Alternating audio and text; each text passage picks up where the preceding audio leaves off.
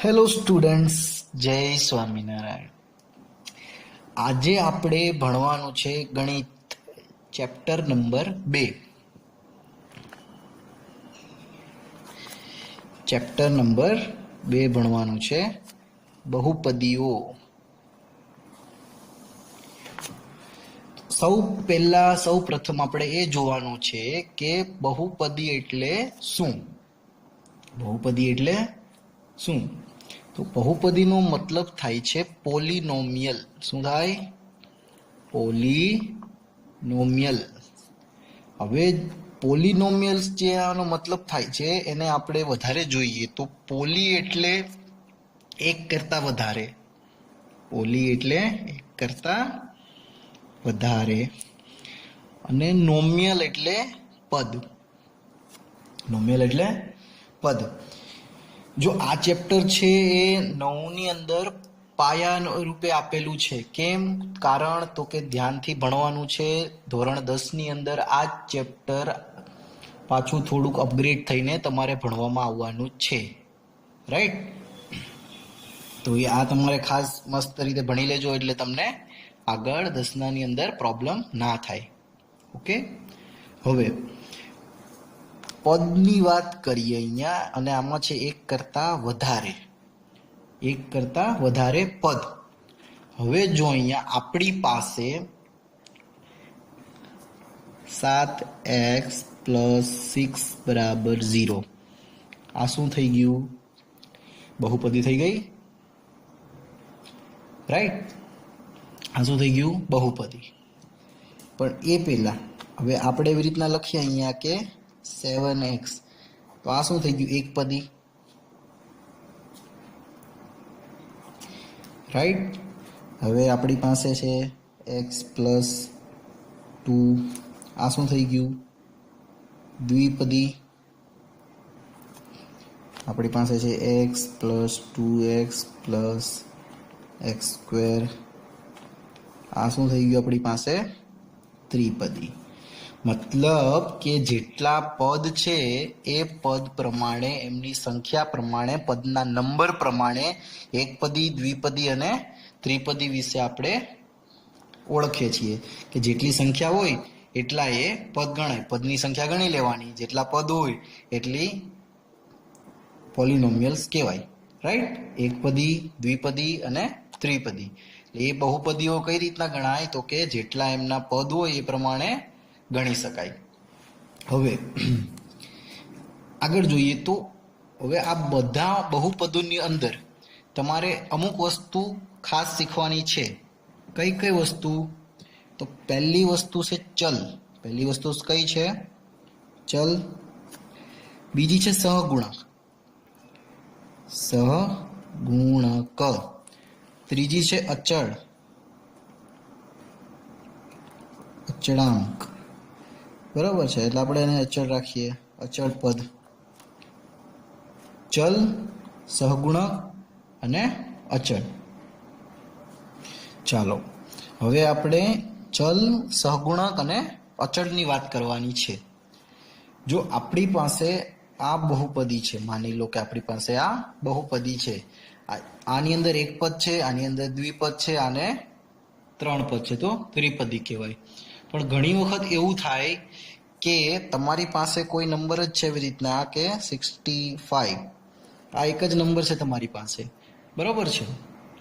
તો આ જે નંબર તમને આપેલો છે તો આ એક પદ કહી શકાય? ના, આને એક પદ ના શકાય. કેમ? કેમ કે ખાલી આ અચળ જ છે. શું છે? અચળ જ છે ખાલી આપને આપેલો. તો આને શૂન્ય બહુપદી તરીકે પણ ઓળખવામાં આવે છે. શું કહેવાય આને? શૂન્ય બહુપદી. શું કહેવાય? શૂન્ય બહુપદી. અચળ બહુપદી અથવા તો શૂન્ય બહુપદી તરીકે ઓળખવામાં આવે છે. શૂન્ય બહુપદી તરીકે. રાઈટ?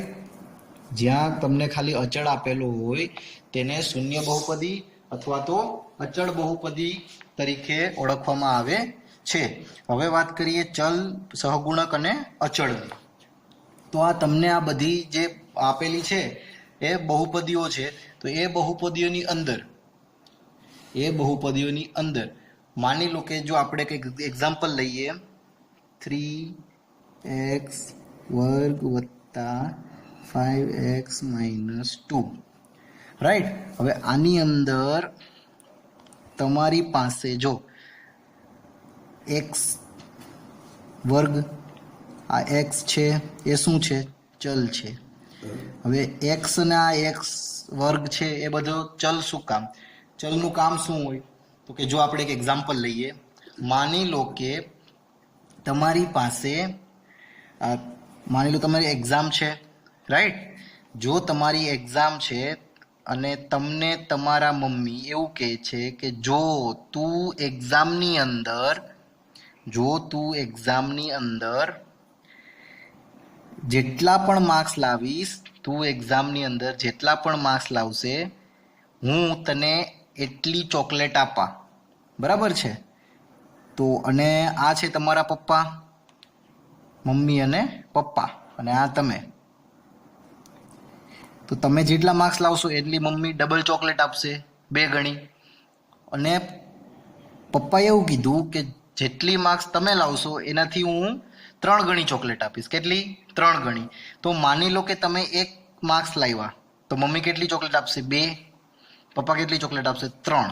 તો એવું કહી શકાય કે માની લો કે તમે x ચોકલેટ લાવો છો, કેટલી? x. તો મમ્મી છે તમને કેટલી ચોકલેટ આપશે? 2 ગુણ્યા x, એટલે 2x લખી શકાય.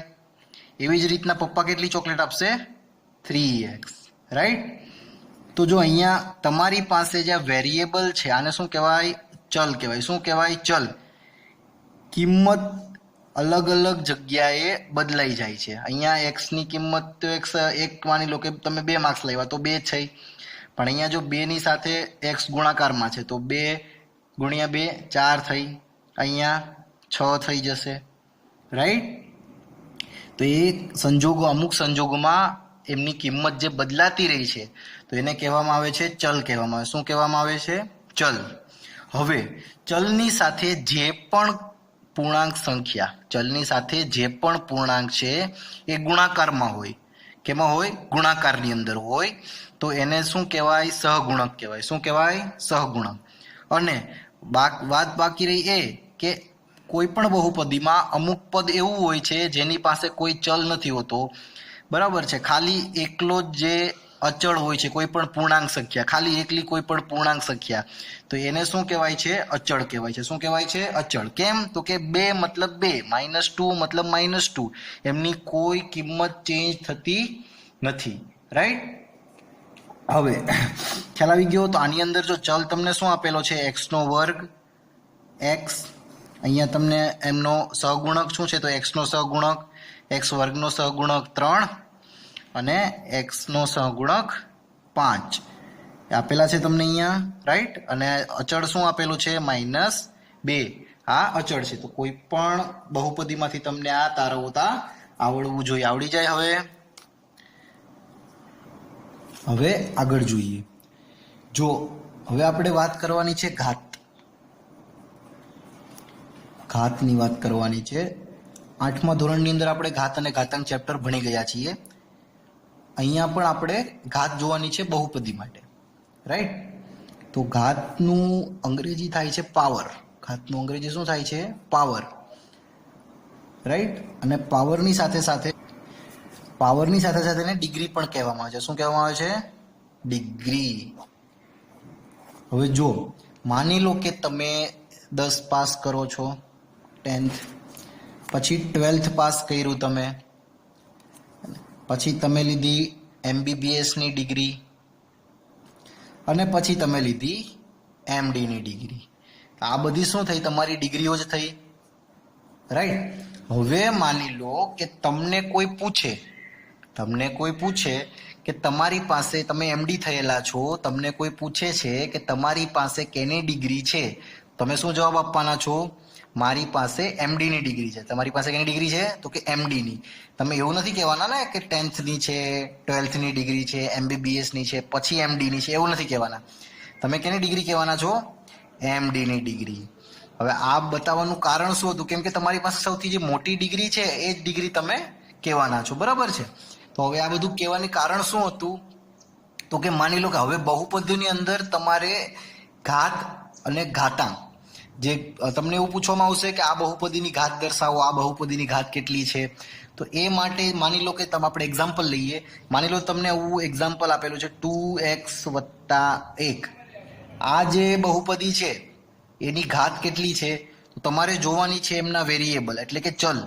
બહુપદીનો જે ચલ રહેલો છે એની ઘાત કેટલી છે. જો આપણી પાસે આપણે ધોરણ 8 ની અંદર ભણી ગયેલા છીએ કે કોઈ પણ ચલની ઘાત ના હોય તો એનો મતલબ એની એક ઘાત છે. બરોબર છે.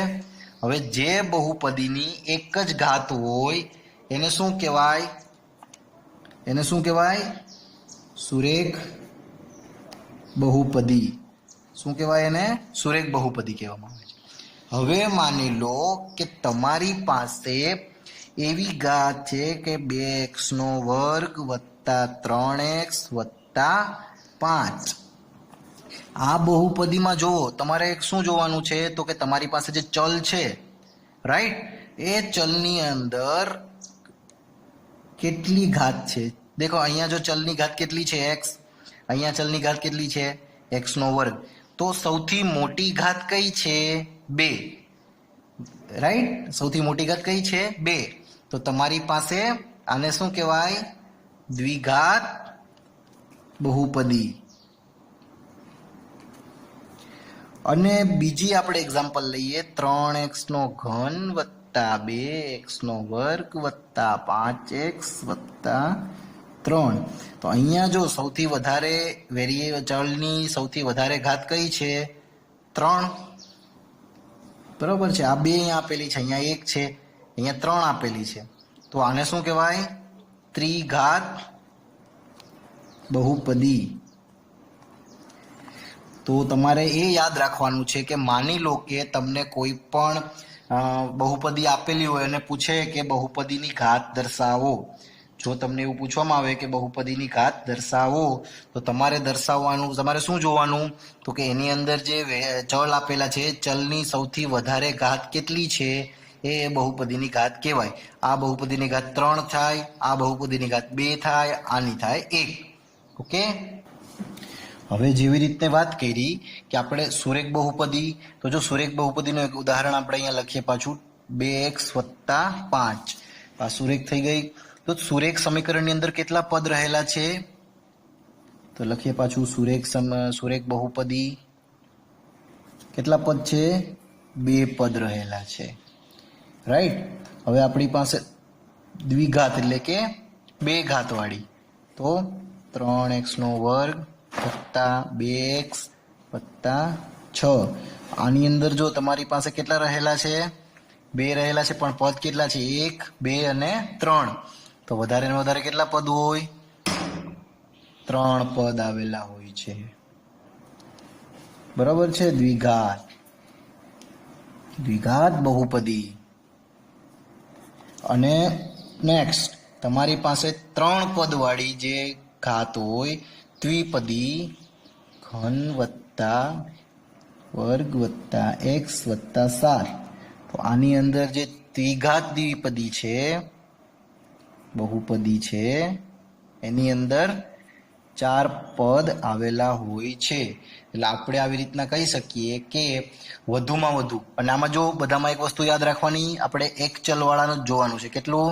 એક જ ચલવાળું. એટલે એક જ ચલ છે. જો અહીંયા માની લો કે આવી રીતના થઈ જાય 3x + 4y, તો આની અંદર આ ચલ કેટલા થઈ જાય? દ્વિચલ થઈ જાય. કેટલા થઈ જાય? દ્વિચલ. 2 ચલ. પણ એ આપણે જોવાનું નથી. આપણે ખાસ યાદ રાખવાનું કે એક જ ચલ હોવું જોઈએ. બધા x જ છે, જોઈ લો અહીંયા, રાઈટ. તો એક ચલ વાળી સુરેખ બહુપદીની અંદર હંમેશા વધારેમાં વધારે 2 પદ હોઈ શકે. એક ચલ વાળી દ્વિઘાત બહુપદીમાં વધારેમાં વધારે 3 પદ હોઈ શકે, અને એક ચલવાળી દ્વિઘાત બહુપદીની અંદર વધારેમાં વધારે 4 પદ હોઈ શકે. હવે માની લો કે તમારે n ઘાત વાળી, મતલબ કે તમને અમુક ઘાત આપેલી છે, એ બહુપદી કઈ રીતના લખી શકાય? તો કે માની લો તમને એવું કીધું હોય કે જો તમે આવી રીતના વસ્તુ લખેલી છે, તો આને આવી રીતના લખી શકાય. તમને એક્ઝામમાં આપેલું છે 3x² + 4 + 2x. આને આવી રીતના લખી શકાય. જો તમારાને ઉપયોગમાં લેવાની હોય તો તમારે એને કઈ રીતના લખવું પડે તો કે ઉતરતા ક્રમમાં. તો સૌથી વધારે ચલની ઘાત કેટલી છે 2, પછી ચલની ઘાત કેટલી છે 2x ને પછી અચળ, છેલ્લે અચળ આવે, રાઈટ. તો આ રીતે તમારે ઉતરતા ક્રમમાં લખી નાખવાનું. આવી રીતના લખશો એટલે કમ્પ્લીટ થઈ જશે. ખ્યાલ આવી ગયો? અને હવે તમારે n ઘાતવાળી જે બહુપદી છે એમને દર્શાવવી હોય તો કઈ રીતના દર્શાવી શકાય? હે ને, n ઘાતવાળી. ઘાત તમને કીધી નથી.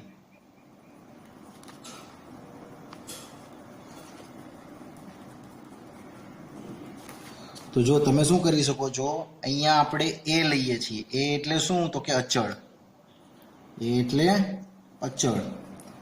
અને જે 0 નથી, કેવા? શૂન્ય નથી, શૂન્યેતર એટલે શૂન્ય ના હોય. અચળ કેવા છે? શૂન્યેતર છે એટલે શૂન્ય ના હોય, રાઈટ. હવે જો અહીંયા આપણી પાસે a n કોઈ પણ આમ હોઈ શકે અહીંયા, અને x ની n ઘાત. કેટલી? x ની n ઘાત. પછી તો કે a n - 1 એટલે કોઈ બીજી સંખ્યા, અને અહીંયા x ની n - 1. આવી જ રીતના a n - 2 અને x ની n - 2 એટલે આ x ની અહીંયા માન લો 3 છે તો અહીંયા 2, અહીંયા 1, અહીંયા 4 છે તો અહીંયા 3, અહીંયા 2. આ રીતના આગળ વધતા જશે. ક્યાં સુધી જશે? a ની 1 ઘાત, a ની 1, a1, x ની કેટલી? 1 વત્તા a0 અહીંયા સુધી. કેમ? તો કે x ની શૂન્ય ઘાત એટલે શું થાય? શૂન્ય થઈ જવાનું છે, એટલે એ લખવાનો કોઈ જરૂર અર્થ નથી, રાઈટ. એ 1 થઈ જાય ને, કોઈ પણ સંખ્યાની શૂન્ય ઘાત એટલે શું થાય? 1 થઈ જાય, એટલે એ લખવાનો કોઈ અર્થ નથી. 1 ગુણ્યા કોઈ પણ અચળ બરાબર એ અચળ જ જવાબ આવવાનો છે. તો આ થઈ ગઈ તમારી n ઘાતવાળી બહુપદી, રાઈટ. હવે જો તમારે એ રીતના લખવું હોય તો બી લખી શકો. માની લો કે તમારી પાસે છે x ની 3 ઘાત વત્તા 5, આવી રીતના લખેલું હોય તો આ બી ત્રિઘાત છે. પણ આની અંદર જો મેં શું કીધું તું પહેલા કે વધારેમાં વધારે 4 પદ હોય, ઓછામાં ઓછા કેટલા પદ હોય એ જરૂરી નથી. કારણ તો કે જો આને આવી રીતના બી લખી શકાય, 3 વત્તા, રાઈટ, x, રાઈટ. અહીંયા લખી નાખવાનું 0 ગુણ્યા x ની 2 ઘાત વત્તા 0 ગુણ્યા x વત્તા 5. એટલે આ આખું પદ કેવું થઈ જશે? શૂન્ય થઈ જશે. આ પદ બી કેવું થઈ જશે? શૂન્ય થઈ જશે. તો પાછી જે જવાબ આવશે એની અંદર આપણી જે આ બહુપદી આવશે એ જ આવી જશે. એટલે તમે જ્યારે દાખલાની અંદર જરૂર પડે તો તમે આવી રીતના બી લખી શકો છો. ખ્યાલ આવ્યો? જેટલું સમજાયું છે એટલું આ એક વખત જોઈ જવાનું, આ બધી ઉતારી લેવાનું બુકની અંદર. Okay, thank you. જય સ્વામિનારાયણ.